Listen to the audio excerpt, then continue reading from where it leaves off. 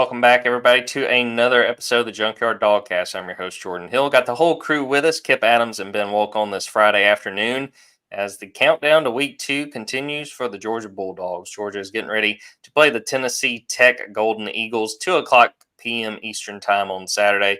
Game on SEC Network Plus. We're going to dive into this one. We all understand what this matchup is going to mean for the Bulldogs. Obviously, a huge favorite in this game, but still worth looking into this game, still worth talking a little bit about what we expect to see, what we want to see from the Georgia perspective, and what you need to know about this Tennessee Tech team. And, fellas, I'll kind of get this one started.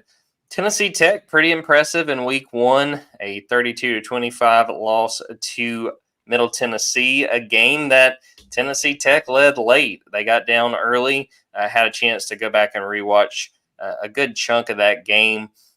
Things that stood out to me, really liked Tennessee Tech's backup quarterback. Jordan Potts comes in. The starter, Dylan Liable, a Missouri transfer, got off to a slow start, gets hurt early in the second quarter, looked like his shoulder. He got sacked, and Jordan Potts comes in and plays really well. 27 of 38, 256 yards, 3 touchdowns, no interceptions. We talked about this before we started this podcast. The last touchdown he threw, this might be one of the only names that Georgia fans who are listening to this are going to remember or recognize. Jordan Yates, the former Georgia Tech quarterback, caught the touchdown. He's playing receiver now for Tennessee Tech. I think he was at Sam Houston State the last few years. But Middle Tennessee comes back, drives right down the field in the final minute of that game. Frank Pleasant breaks off a 30-yard run to put Middle Tennessee up, and the Blue Devils, or the Blue Raiders, I should say, wind up winning that game. But, let's just talk generally about, this matchup and Georgia playing an FCS team, coming off of a big win against Clemson in Week 1. You kind of have to keep the focus and not get caught up in the fact that, the last I looked, this line is 53.5. So Kipp, just looking at this game, what do you want to see from Georgia against a very clearly inferior opponent, and what they need to accomplish in their second game of the season? Yeah, I kind of talked about this in our what we expect to see happen, but other than coming out, with no injuries, which is obviously the goal for both teams in a game like this where the outcome's all but assured, I want Georgia's offensive line to come out and establish their dominance. I mean, they should have a clear talent advantage up front, faced one of the better defensive fronts they're going to face all season last week, and it took them until the second half to get rolling. This is a situation where there's really no reason why Georgia can't come out of the gate strong and, establish their dominance in the run game with this offensive line and get the offense rolling early. We talked about this last week with, slow starts. I mean, they definitely dominated the second half against Clemson, but there are going to be some games where, they got to come out firing in all cylinders. So you got to know what that feels like. And this is that game where the offense should be able to do whatever it wants. You don't need to show them the whole playbook, but I think it's a situation where you should be able to put a man on a man and win those one-on-one battles and have some long drives early in the game to where you can get those backups in and keep your starters healthy. Wanted to roll through some of the players that set out in that Tennessee Tech MTSU game. Again, a really impressive performance in the first game of the Bobby Wilder era. For the college football fans who watch outside of just the SEC, Bobby Wilder, a name you might recognize, was at Old Dominion for a while, had done a good job there with the Monarchs. Wide receiver number 11, Ashley Maples, made some big plays. Running back 0, Jalen Mitchell, a UConn transfer and was previously at Louisville before that. Linebacker Cayman Spalding played really well. Both of those number zeros on both sides of the ball. I would expect the Tennessee Tech's counting on those guys. Trey Stanley, a defensive back, number 9, had a big interception in that game. And looking at that box score, I was really expecting, when you look at the stats, to see something that made it very clear that this is how Tennessee Tech got back in this game, because MTSU built a pretty significant lead. I think at one point it was like 21-2, but it was kind of an even game. Both teams turned the ball over once. There wasn't a bunch of penalties. It was really a situation where MTSU had a pretty good first half, Second half, offense kind of went dormant, opened the door for Tennessee Tech, and then MTSU finds an answer late. The biggest thing that I thought stood out as a weakness was, it took a while for Tennessee Tech's offense to get going, and part of that was the quarterback situation. And I'll be curious. I haven't heard anything about the guy who started the game, but I thought Jordan Potts was great, 27 to 38, like I mentioned earlier. Ben, you were looking through their roster before we started recording. I did want to let you mention another name that Georgia fans may recognize. So before this podcast started, I said, I was like, I'm going to be completely honest here. I don't know that I could name a single player on Tennessee Tech's roster. Then Jordan reminded me of Jordan Yates, which was nice. That was a good little reminder as well. But then I'm scrolling down the roster, and I see a redshirt freshman wide receiver, Mekhi Penix Jr. Mekhi Penix, sorry. Obviously, I did the natural, Penix, last name Penix. Is this Michael Penix's younger brother? Sure enough, it's Michael Penix's younger brother. I'll take this a step further. You guys don't even know this. I've learned a little bit more about this family. I didn't realize that Michael Penix's dad, Michael Penix Sr., he's in the Tennessee Tech Sports Hall of Fame as of like a month ago, and he's one of their best running backs of all time. My focus in this game now on Saturday has everything to do with, is the Penix family, one of the football families of Georgia, going to be in Sanford Stadium on Saturday? Because I think that it didn't even occur to me that this was a possibility. I know they've got their season opener on Sunday, but it is in Atlanta. So my eyes are now going to be sort of facing outside the hedges more so than between the hedges. Ben usually has a photo gallery coming out of these games for recruits. I'm going to look, and there's going to be like 3 photos of Michael Penix or even just people in Falcons jerseys for some reason at this game. Yeah, I mean, I guarantee you when I put my photo gallery out, if Michael Penix is in attendance, there will be photos of Michael Penix in the gallery. Kipp, as the resident #1 Falcons fan, any thoughts on Penix? The Penix family maybe being in attendance on Saturday. I hope we see more of the Penix family on Saturday than we do on Sunday, is all I got to say. I mean, I'm ready for that era to begin, but I'd prefer to get a little bit of ROI on our offseason free agent signing before we get to see the Penix guys star in the field. But hey, now that's kind of piqued my interest. I think that's when we're in the second half of this game and I'm watching the broadcast, I think that's going to be, what I'm keying in on is how many times they go to the sideline. Because that's definitely, that's celebrity status right there. So looking forward to seeing, maybe he gets in some snaps in this game as well. So that'd be good to see. And let's be clear, we have no confirmation whatsoever that Michael Penix is going to be in attendance for this game. I'm doing exactly what Kirby Smart tells us not to do and assuming everything. I do want to point out that Michael Penix's brother did not have any catches in that MTSU game. Why do we have to go there, Jordan? Why do we have to go there? Nobody. People just found out he existed like 12 minutes or 12 seconds ago. They didn't have to know he didn't put up any stats last week. All I was going to say, Ben, was that he's due. So you're jumping the gun on the way he's gonna, when he shows out, you're gonna look silly. Yeah, you're right. You're right. Some of the things. 200 wide receiver, by the way. I don't know. I'm intrigued. Yeah, no, I think there's plenty to watch for there. Just looking generally, again, none of us are kidding ourselves. This is not going to be a game. We know the differential, the difference in talent between these two rosters. And, Bobby Wilder basically said so earlier this week. I wasn't on that call with the media, but he basically said, I'm not, am I excited about going in here? Not really. But, it's these kind of games keep FCS programs alive. I think that the number is 500,000 that Georgia's giving Tennessee Tech for this game, which honestly, Georgia kind of got a good deal on that. You usually see right around the $1 million mark. But looking at Tennessee Tech, I thought their run defense was really suspect against MTSU, which I think Georgia's going to take advantage of. MTSU's lead running back had just about 6 yards of carry in that win. So I think it's a situation where, I think we're going to see a big ground game. I think as big as that line is, it seems like more often than not, Georgia doesn't really like to rub it in against these teams. I'll ask you guys this, and we can each take turns. I don't think Georgia covers this 53.5 spread. That just doesn't seem like what Kirby would do. Kipp, do you think, which way are you going on a 53.5 line? I would say that, in my opinion, the game plan would be to get that clock done as quickly as possible. And we just kind of saw it, I think, Auburn last week with Alabama A&M, where they went to the shorter quarters in the second half.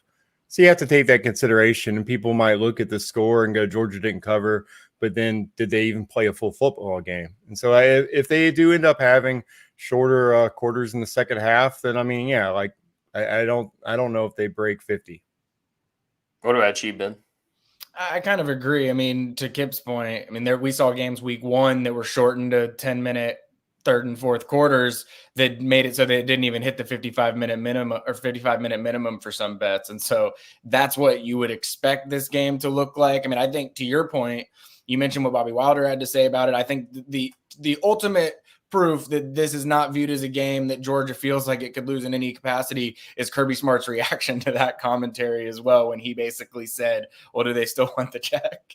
And it's like he realizes what this game is and the purpose of this game. And so, I don't obviously expect any kind of football game in any capacity, but I do think it's probably more likely to be running clock, potentially shortened game. I don't think Georgia's going to run up. I think my score prediction was like 52-6 or something like that. So that's, around the spread, but I don't think that they'll cover it. Yeah, just to follow up on that, like I mentioned the Auburn-Alabama A&M game being a shortened quarter, and they still ran up, 73 points. They have a lot more to prove than Georgia does. I mean, they got to get Peyton Thorne feeling confident. They have to establish confidence in that passing game.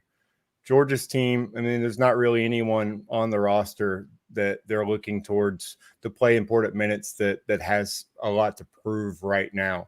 I think if anything, you have Trevor Etienne playing, but at the same time, I mean, he's already kind of established as being a pretty solid running back. So I just don't think there's a goal of we need to go out and do this. Whereas, like I said, the direct comparison of Auburn last week, I mean, they're trying to instill confidence in that whole roster right now.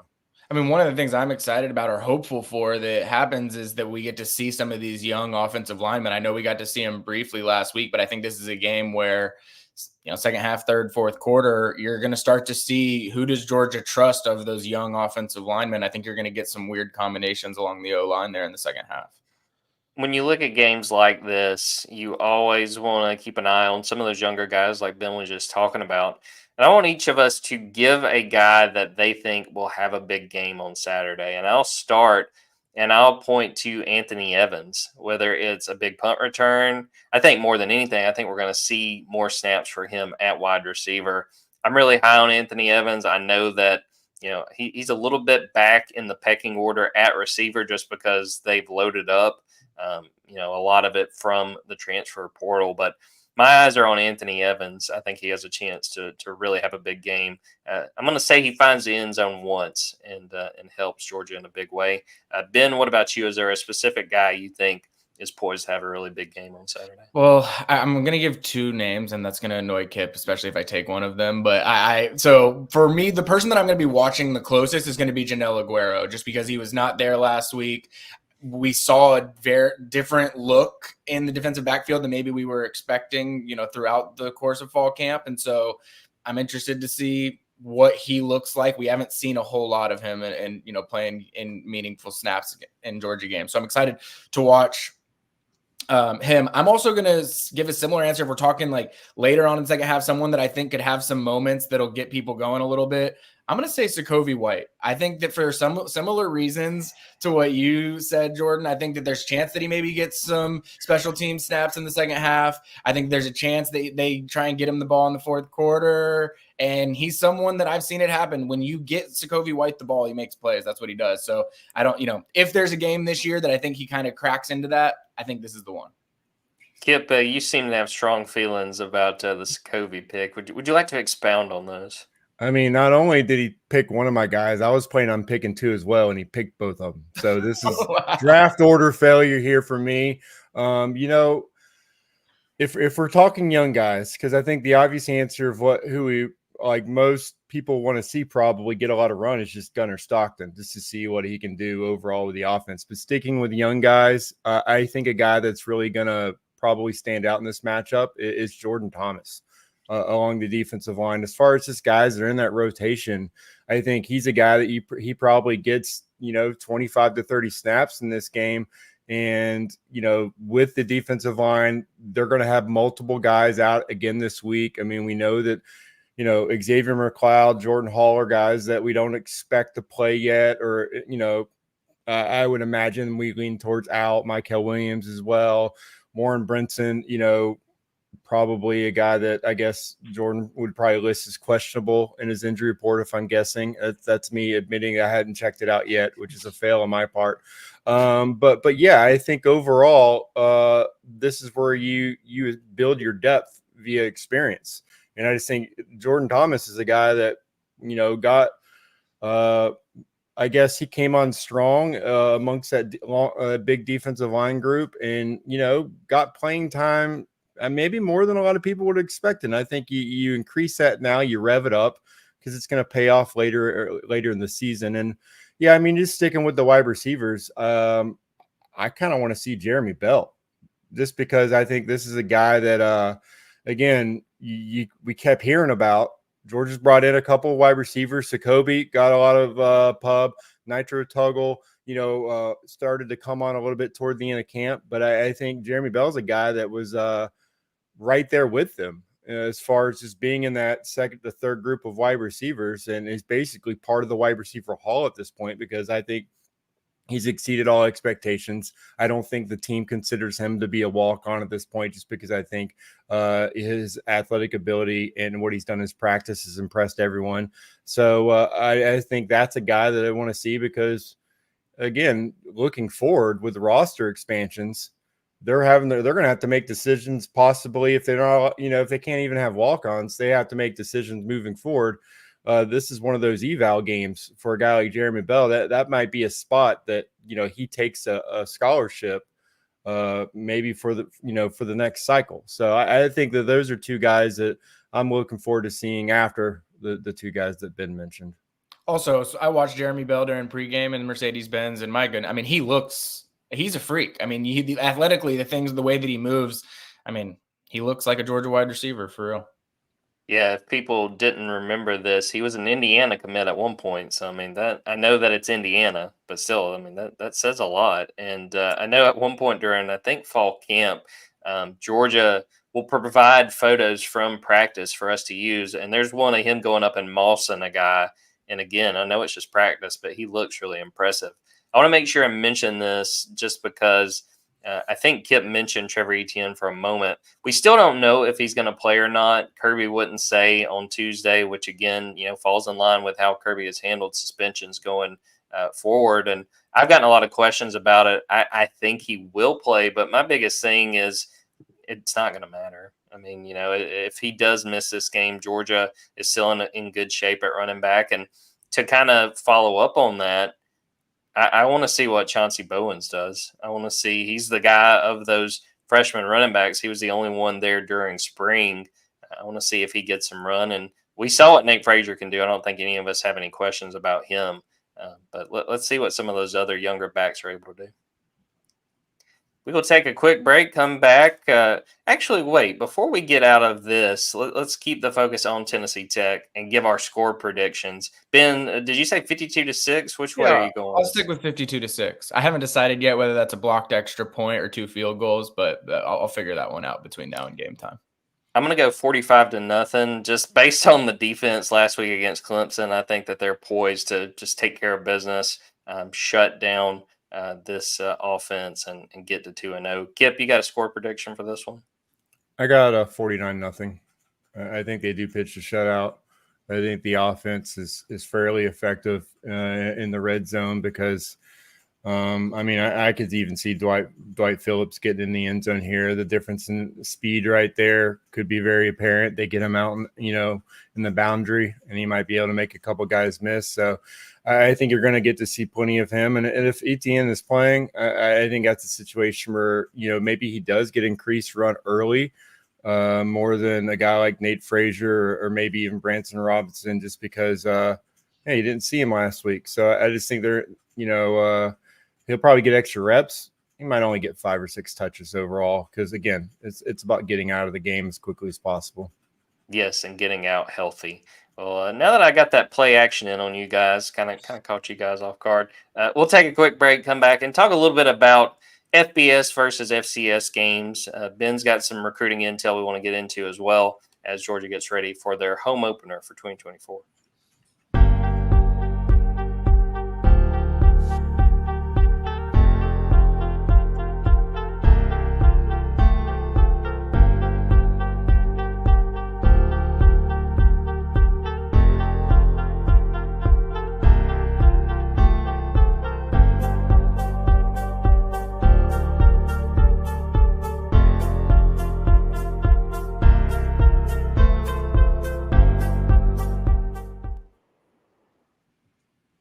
Well, guys, there was an interesting moment on Tuesday where Kirby Smart was talking about this matchup and specifically playing games like this as opposed to playing some of the in-state teams. And I thought it was interesting. Kipp brought up, last week Auburn played Alabama A&M. Georgia in the past has played lower teams like a Georgia Southern, but it's been several years. And off the top of my head, I don't know that they've done it in the Kirby Smart era. And I wanted to read this quote from Kirby, asked basically about playing at Tennessee Tech versus playing one of those in-state teams. Kirby's quote, "Not the slightest clue. I can't give you good input. I mean, the schedule I have now, as far as I know, I inherited it. If I didn't inherit it and I'm lying to you, I don't know. I didn't go down the schedule and say, oh, let's go play Tennessee Tech over Georgia Southern or Mercer. I mean, I don't know. That's probably a better question for Josh Brooks." Now, I bring that up to say that we'll have a chance to talk to Josh Brooks on Friday afternoon. They're having their board meeting, and I know that will come up. But I want to get y'all's input on this. Would you like to see Georgia playing some of these in-state teams when they're playing FCS opponents? And Kirby talked about this, I think, a little later in that press conference, that, he understands fans want to see a Notre Dame, fans want to see a Clemson, but playing these games helps these FCS opponents, basically pays their budget, or at least goes a big long way toward it. I would like to see Georgia play a Mercer. I would like to see Georgia even going just to the group of 5. And I'm hoping in the next few years they play Georgia State and get a chance to see Del McGee and play those games. But I'm a big proponent of, one, playing these games to make sure these teams are able to continue playing football, which Kirby made a big point of saying on Tuesday. But let's keep that money in state. And I feel like going back, it felt like this all kind of stopped once Georgia Southern almost beat Georgia. And it was like, okay, we're not doing that again. And obviously now Georgia Southern's up in the Sun Belt. So, if you wanted to play, you could play Kennesaw State. I already mentioned Mercer, several other options. I would like to see that money stay in state to help those programs.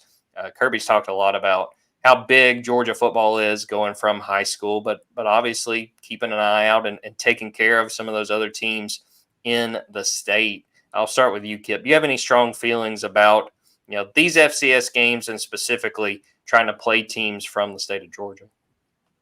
I can't say I have strong feelings about them because it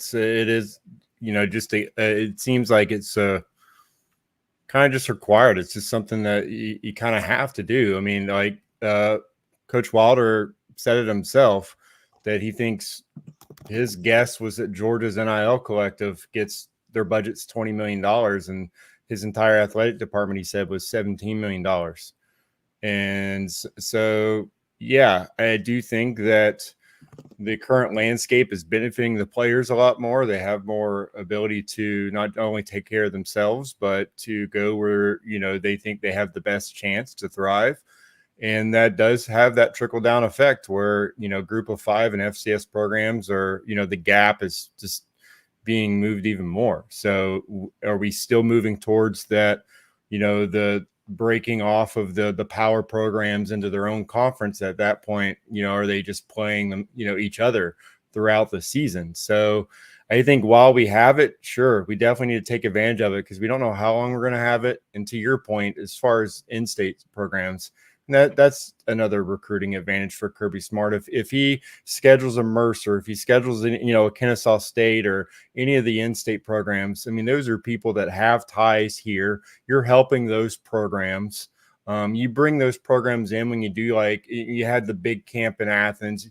Other programs were allowed to come to those camps in the past. So you're always kind of establishing that friendship, that connection with the other colleges, and then obviously the other high schools as well, because you're showing if you can't play here, we do want you to play somewhere.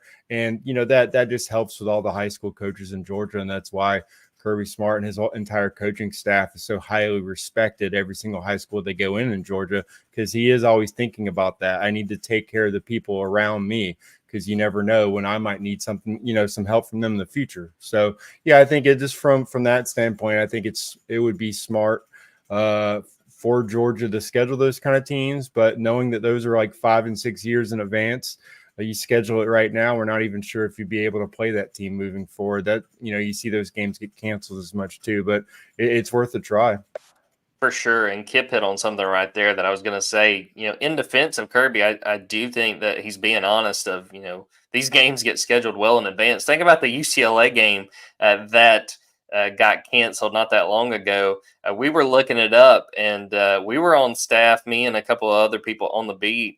We're at the student paper, the Red and Black, when that game was first scheduled. So that's been a minute since some of those games have gotten on the slate. So, I don't have any ill will toward Kirby and say, this is Kirby's fault that they haven't done this, but I do think it's important. Ben, what do you think about, scheduling in-state FCS teams, trying to kind of help within the state of Georgia? For sure. I mean, so what are the options in Georgia? Mercer and Savannah State, are those the two FCS teams in Georgia?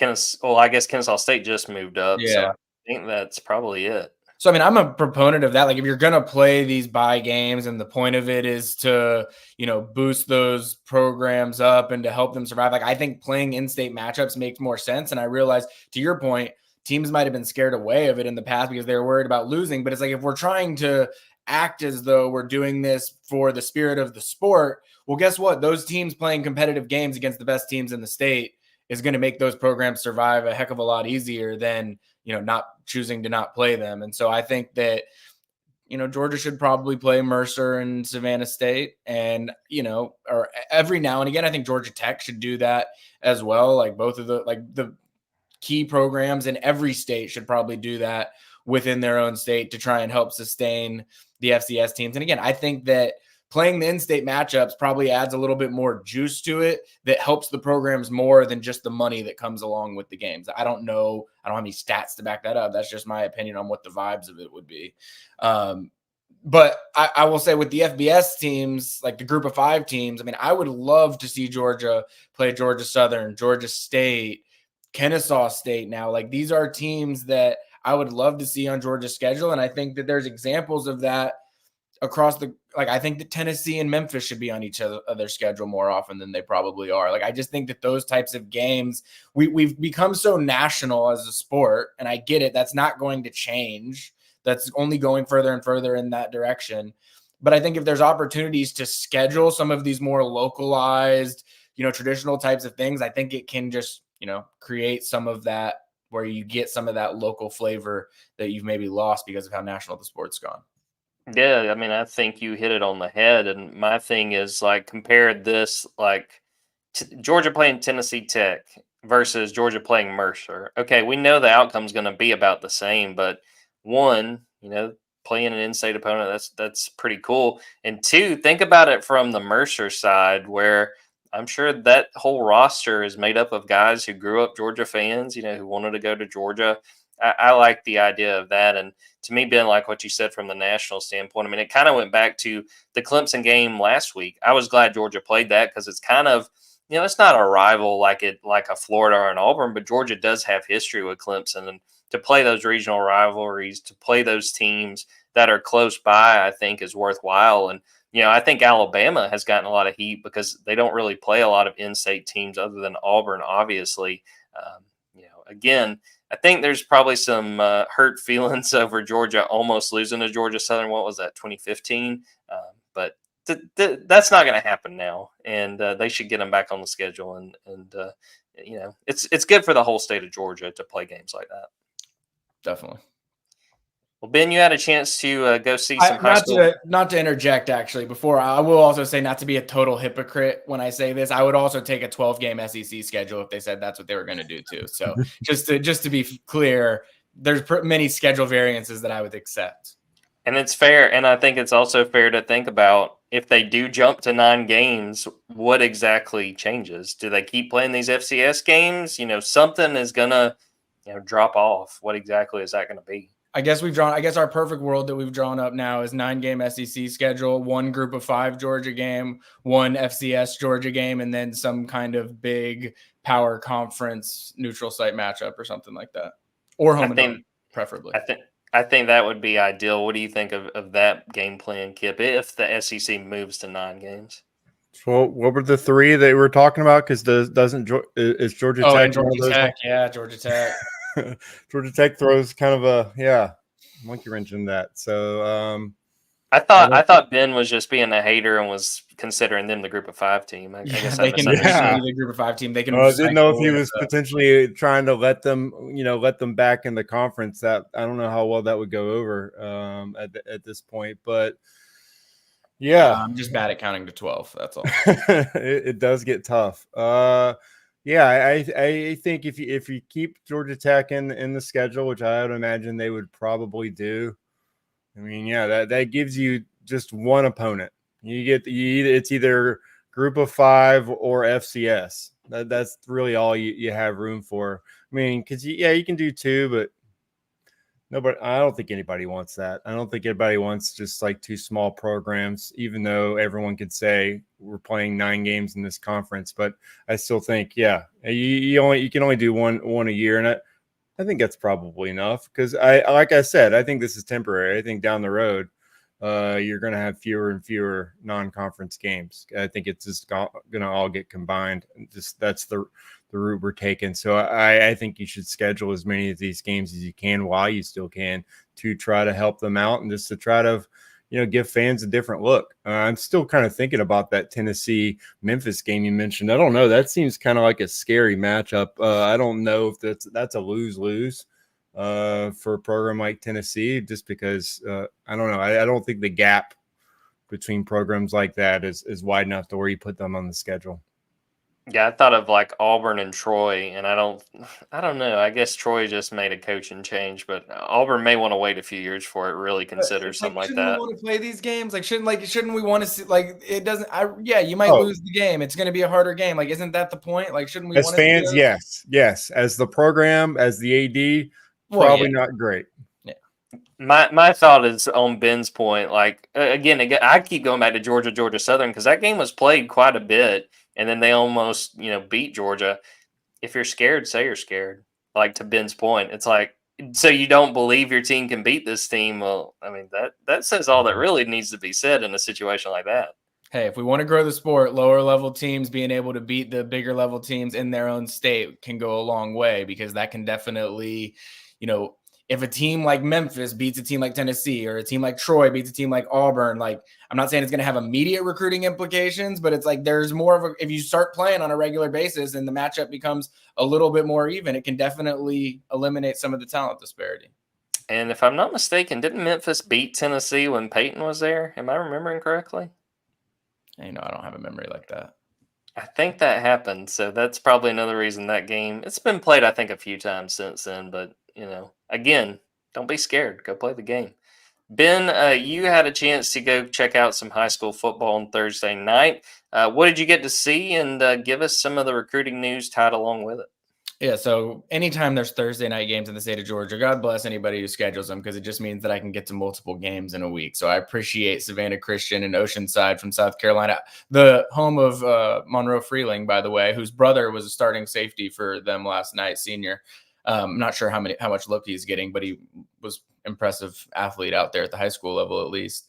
I was obviously going to see 5-star defensive lineman in the 2025 class, Elijah Griffin, primarily, and then also the number 4 player in our 24/7 sports rankings for the 2027 class, LaDamian Guyton. And I'll get to LaDamian in a second, but he is just an unbelievable athlete to watch. He's everything that he's projected to be. But talking about Elijah Griffin, I got a chance to chat with him earlier in the day before their game and learn a little bit about some of the things that are going on with his recruitment. So you can read more in detail about that at Dawgs 24/7. I actually have another article that's going to be coming probably tomorrow morning, just because of how travel schedule's working out, so I apologize for the delay on that. But it'll just early tomorrow morning talking about his Georgia Clemson visit and how things are going with Georgia and some conversations that he's had with Kirby Smart recently that have made an impression on him. But I think the big news item that came out yesterday was he's taking his official visit to Georgia for the October 11th to October 13th weekend. So that's going to be the game weekend is October 12th against Mississippi State. He has a top three right now. It's USC, Miami, and Georgia. He's already taken his official visit to the other two places. Now he is going to take his visit to Georgia. And I think the most notable thing about this visit, October 12th is his birthday. It's not a coincidence that he's taken his birthday weekend visit to Georgia. He does still, in terms of timeline for making a decision, I don't think it is 100% clear cut that a decision is going to be made on October 12th. I think that he has some conversations that he needs to have with Georgia during that official visit weekend. If a decision comes, at the end of that visit or shortly thereafter that visit, it wouldn't surprise me at all. If he did still feel that like he needed to take some time to figure some things out with all three of the teams recruiting him, I could see that as a possibility as well. All that said, my crystal ball has been with Georgia for Elijah Griffin for a long time. Kipp's crystal ball has been with Georgia for Elijah Griffin for a long time.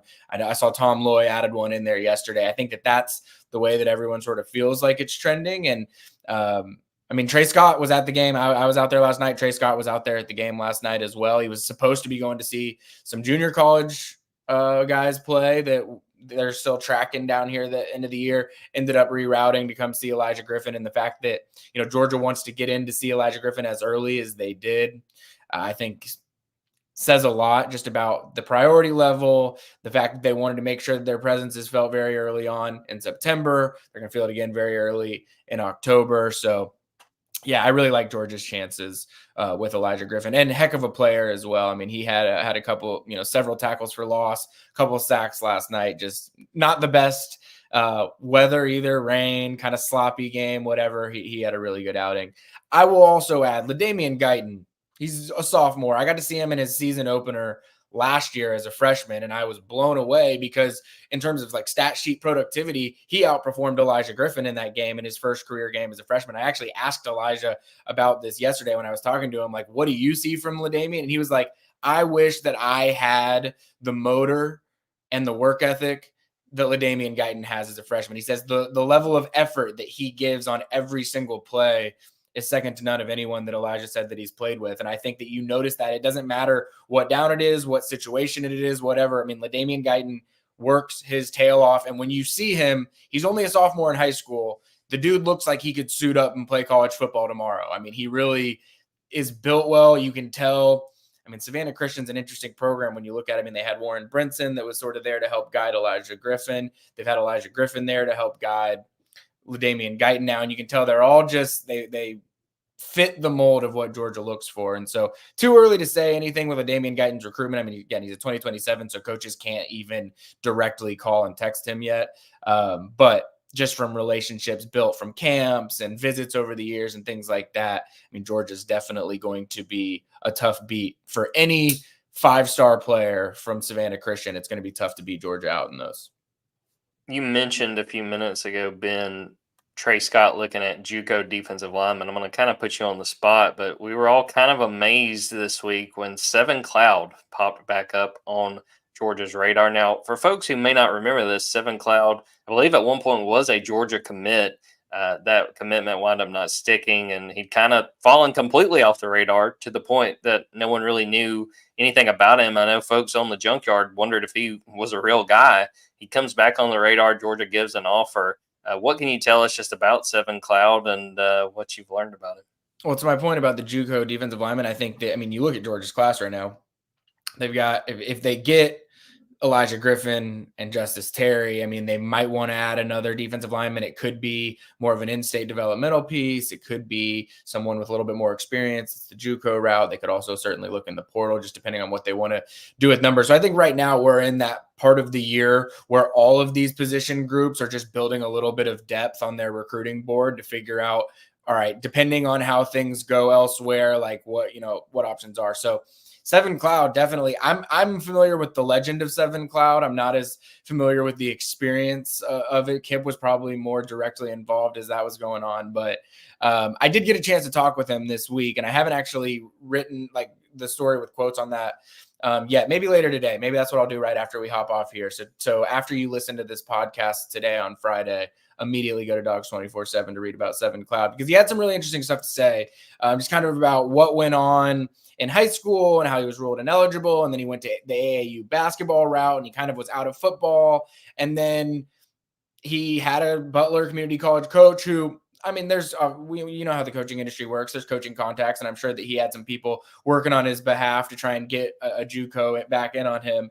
And Butler called him, said, hey, you want to still play football? And he did not hesitate. Absolutely. I want to hop in and play football right away. Got up to Butler Community College. And actually, and I was not aware of this at all, last April, Trey Scott had gone up to check in on him, April 2023. So it's been over a year. Georgia has been, checking in on him, going up to see him, whatever. He was injured for most of last season, so there wasn't a lot of game action for him to get in.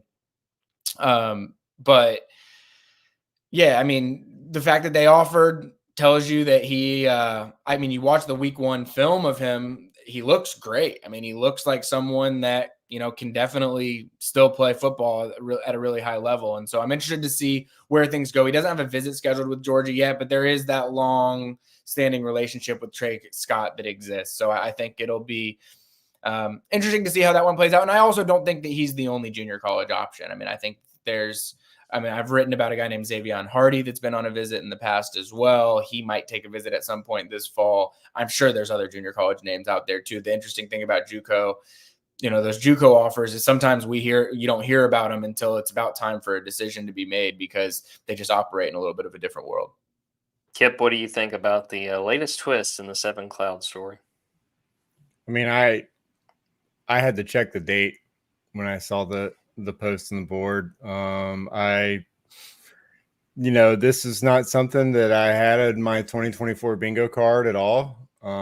But hey, hats off to you guys that did, and honestly, hats off to him. I mean, he is obviously on a good path right now. And my overall reaction to this, because we've seen more offers go out right now, and I think it's kind of just telling us this is how Georgia's going to handle the increased roster size.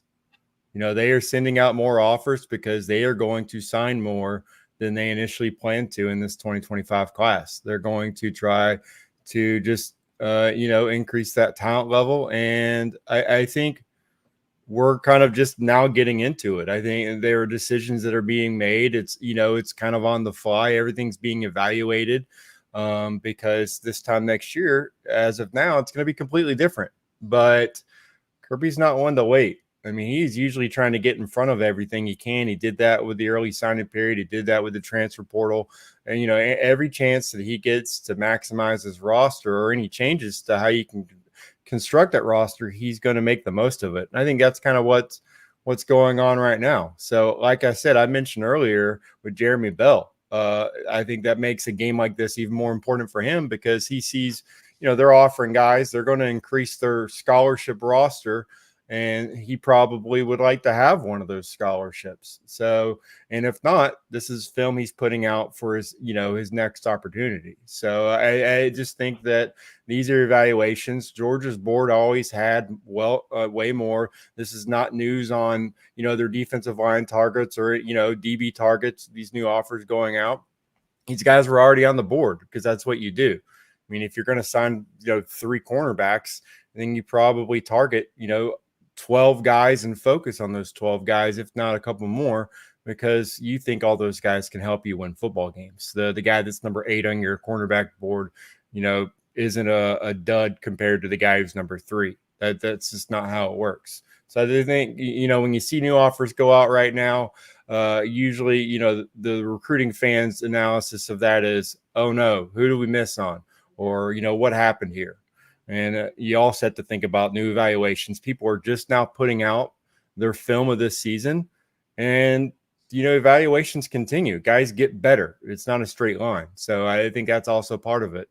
The increased roster size is going to help Georgia and the bigger programs pay more attention to guys having senior seasons or having JUCO seasons, when usually during the season, they just lock it down. We've got everything we want. Let's start focus on the next class. Well, this actually helps, guys get offers their senior season or their JUCO season that they wouldn't normally get. Well, we'll wrap up the episode right there. Thanks to everyone who watched this live, everyone who is watching or listening after the fact. Be sure on Saturday, probably about an hour after the game, keep an eye out. We will have our post-game podcast, and I can promise you that the sound, the audio will be better than week 1 against Clemson. We got that one taken care of. Be sure to go to Dawgs247.com. Subscribe if you haven't already. We got all kinds of intel going into the home opener for the Georgia Bulldogs. Be sure to go to Dawgs247 on YouTube. Subscribe there. Subscribe to the Junkyard Dawgcast on your favorite podcast platform. And also go check us out on TikTok. Got a lot of videos there. So for Kipp Adams and Ben Wolk, I'm Jordan Hill. Until next time, take care, everybody.